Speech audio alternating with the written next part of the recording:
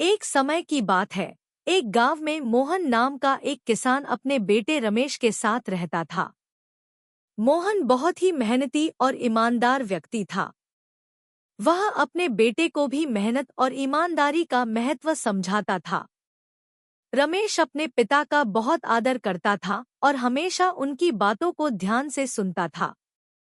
एक दिन रमेश ने अपने पिता से पूछा, पिताजी, जीवन में सफलता पाने का सबसे अच्छा तरीका क्या है? मोहन ने मुस्कुराते हुए कहा, बेटा, सफलता पाने के लिए ईमानदारी, मेहनत और सही मार्गदर्शन की जरूरत होती है।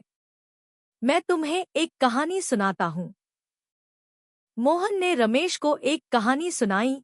बहुत समय पहले की बात है। एक राजा था जो अपने बेटे को एक नेक और महान राजा बनाना चाहता था।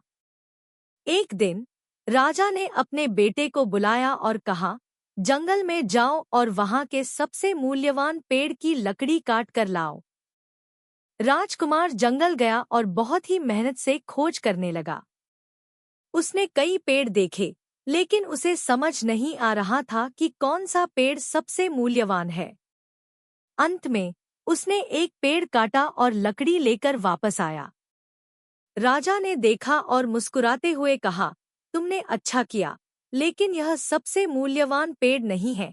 राजकुमार ने पूछा, फिर कौन सा पेड़ सबसे मूल्यवान है?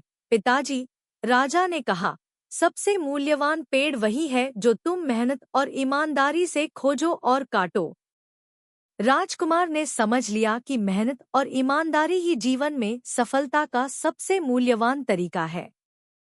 रमेश ने इस कहानी को ध्यान से सुना और समझा कि उसके पिता क्या समझाना चाहते थे।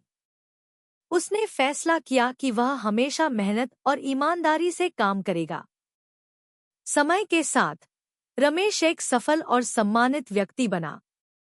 इस कहानी से हमें यह सीख मिलती है कि मेहनत और ईमानदारी से किए गए काम का कोई मुकाबला नहीं होता। हमें अपने माता पिता के अनुभवों और सलाह को ध्यान में रखना चाहिए और उनसे सिखाई गई बातों का पालन करना चाहिए।